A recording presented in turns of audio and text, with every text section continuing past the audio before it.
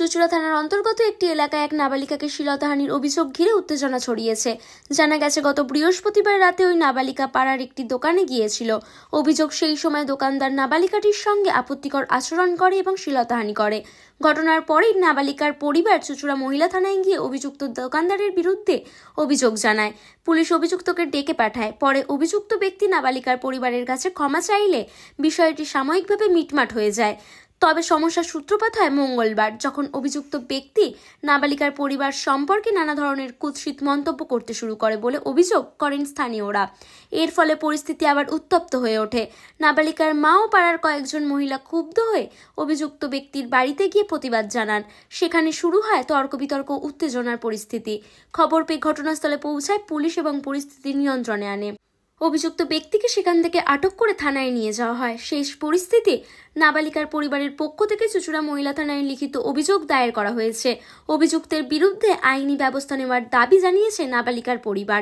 ঘটনাটি ঘিরে এলাকায় এখনও চাঞ্চল্যের পরিবেশ বজায় রয়েছে। পুলিশ জানিয়েছেন, ঘটনার তদন্ত শুরু হয়েছে এবং দোষী প্রমাণিত হলে অভিযুক্তের বিরুদ্ধে প্রয়োজনীয় ব্যবস্থা নেওয়া হবে। এই ঘটনায় সমাজের নিরাপত্তা ও নারীদের সম্মান রক্ষার বিষয়টি নিয়ে নতুন করে প্রশ্ন উঠেছে। স্থানীয় বাসিন্দারা দোষীর কঠোর শাস্তি দাবি করছেন। হুগলি থেকে অর্ণব চক্রবর্তী রিপোর্ট, স্কাই বার্তা টিভি নিউজ। ঘটনাটা হয়েছিল আপনার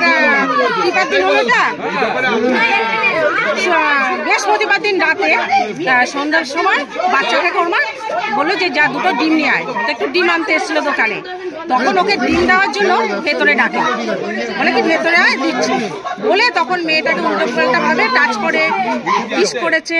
তারপরে সে তার পোশাক আশাক খুলে ফেলেছে এই লোক দোকানের মধ্যেই। হ্যাঁ, দিয়ে ওই বাচ্চাটা কোনো রকমে নিজেকে ছেড়ে দৌড়ে ছুটে বাড়ি চলে যায়।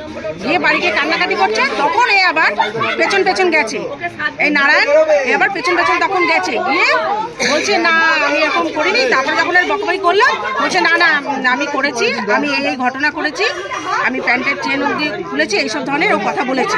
এইসব সব স্বীকার করেছে যে আমাকে ক্ষমা করে দাও, আমাকে ছেড়ে দাও, আমাকে পুলিশে দিও না।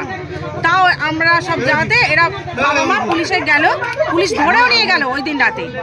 এবার পুলিশের কাছে মেয়ের বাবা মা আর এফআইআর করেনি, যে থাকে ওরা সংসার আছে, মেয়ে আছে, হ্যাঁ মেয়ে আছে, বউ আছে, সংসার আছে, থাকে এফআইআর করবো না, ছেড়ে দিন, আর সারা জীবন জেল কাটবে।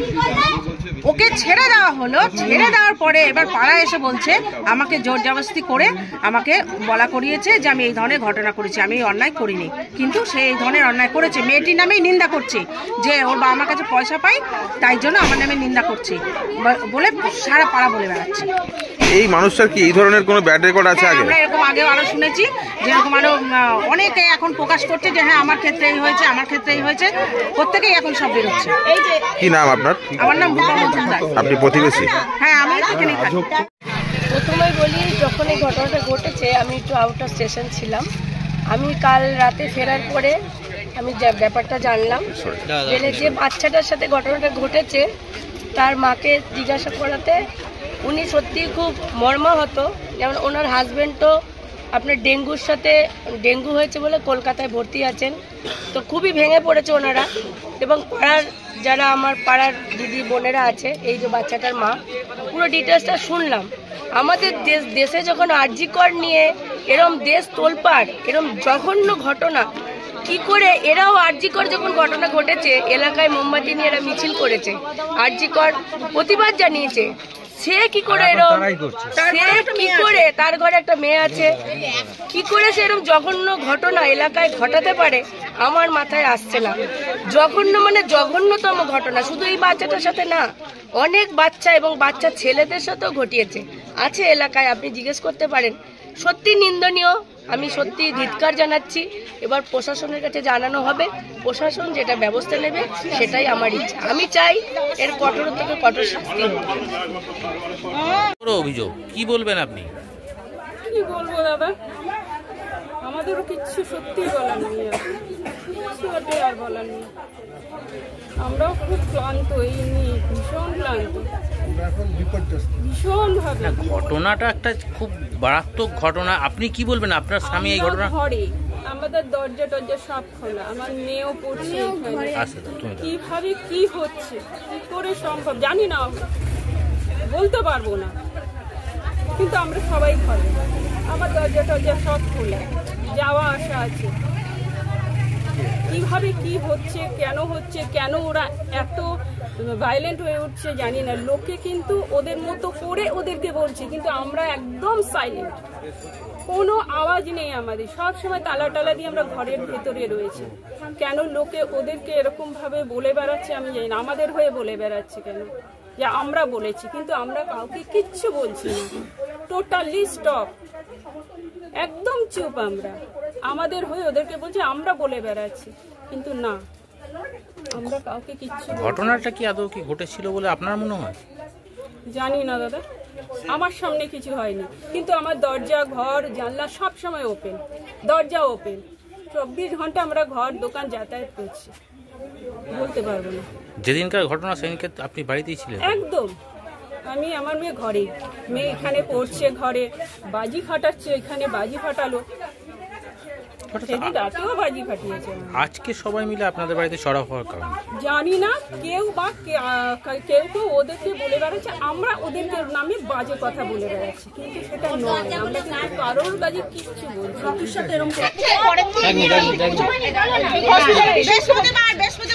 বৃহস্পতিবার রাত্রি বেলা 8:30 থেকে 9টার মধ্যে আমার মেয়ে দোকানে আসে। আমার মেয়ে একটু দুরন্ত, হয়তো দোকানের ভেতরে ঢুকেছিল। ও কি করে সেই মুহূর্তে আমার মেয়ের হাতটা ধরে টেনে সাইডে নিয়ে এসে 2 গালে করে নিজের প্যান্টটা খুলে ফেলে বলছে হাত দে আমার এখানে। এই কথা করার পর আমি যখন ফোন করেছিলাম ওনাকে, হ্যাঁ ঠোঁটে কিস করেছে, তারপরে এইখানে যখন তারপরে যে এখান থেকে উনি যায়, আমি যেই ফোন করি নারায়ণ দা এরকম কেন করেছো, আমরা কিন্তু পুলিশে কেস করবো। ছুটে উনি দৌড়াতে দৌড়াতে আমার বাড়িতে চলে যায়। যাওয়ার পর ওখানে গিয়ে রীতিমতো স্বীকার করে সেটা, যে আমার মাথা কাজ করছিল না, করে ফেলেছি। আর তারপরে আমরা ওখানে থানায় নিয়ে গেছিলাম, যেহেতু আমার হাজব্যান্ড খুব অসুস্থ, উনি ভর্তি আছে, সেদিনকে রাতেই চুচু হসপিটালে ভর্তি ছিল, ওখান থেকে রেফার কলকাতায় করেছে, ও ভর্তি ছিল। তো আমরা কেসটা তুলেও নি, যে ঠিক আছে পাড়ার মতো ওনার মেয়ের দিকে তাকিয়ে। ওর মেয়ে বারবার গিয়ে ক্ষমা চেয়েছে, হাত পা ধরে ইন্দ্রদা আরো 3-4 জন মহিলা যে করেছে নোংরা কাজ, তার বউ তার মেয়ে, আমরা তখন কিন্তু কেসটা তুলে নিই, ওনাকে ছেড়ে দিই। উনি ছাড়ার পর কলার উঁচিয়ে দোকানে, মুদিখানা দোকানে বসে উল্টো পাল্টা আমার নামে আর মেয়ের নামে বলে বেড়াচ্ছে, আমার ওইটুখানি মেয়ে নাকি ওনাকে ফাঁসিয়ে দিয়েছে। এবার বলুন আপনারা কি করবেন? একদম ঠিক। যেখানে এই মানুষটা কদিন আগে আরজি করার বিচার চাইছিল, আরজি করার ঘটনা নিয়ে এরা মিটিং বের করে, পতাকা বের করছে, আর ফেসবুকে কবিতা ছাড়ে মেয়েদের নিয়ে। আবার 2 দিন আগে কবিতা ছেড়েছে পুরুষদের উপর অত্যাচার। তোদের মতন পুরুষকে তো মেরে ফেলা উচিত রে, তোদের মতন পুরুষকে মেরে ফেলা। কি দাবি রাখবেন প্রশাসনকে, কি বার্তা দেবেন, কি আমি বলবেন? একটু হাজবেন্ডের সাথে, আমার হাজবেন্ড হসপিটালে আছে, এখানে কাউন্সিলর দিদিও আছে, পাড়ার সব কাকু দাদা সবাই আছে, পুলিশে আছে আমার হাজবেন্ড। এবার আমি তারপরে দেখে ব্যবস্থা নেব। এবার আপনারা বলুন কি করা যায় এদের সাথে। হ্যাঁ দাদা, কি হয়েছিল সমস্যা সেদিনকে, কি হয়েছিল ঘটনা? ঠিক আছে, আমি যা অভিযোগ আমি মোটামুটি আমি মেনে নিলাম, আমার ভুল, আমার ন্যায় স্বীকার করলাম, আমার আর কিছু বলার নেই।